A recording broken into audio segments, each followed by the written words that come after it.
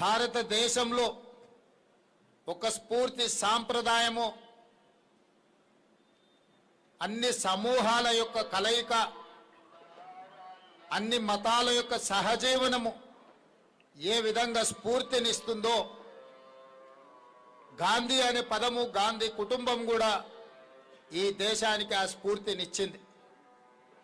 దేశ స్వతంత్రం కోసం బ్రిటిషర్స్కు వ్యతిరేకంగా కొట్లాడిన మహాత్మా గాంధీ గారి నుంచి మొదలు పెడితే 30 సంవత్సరాలు బ్రిటిషర్లకు వ్యతిరేకంగా కొట్లాడిన మహాత్మా గాంధీని బ్రిటిషర్స్ ఏమీ చేయలేకపోయినారు. కానీ స్వతంత్రం వచ్చిన తర్వాత కొద్ది నెలల్లోనే ఈ మతతత్వవాదులు మహాత్మా గాంధీ గారిని పొట్టన పెట్టుకున్నారు, వారిని హత్య చేసినారు.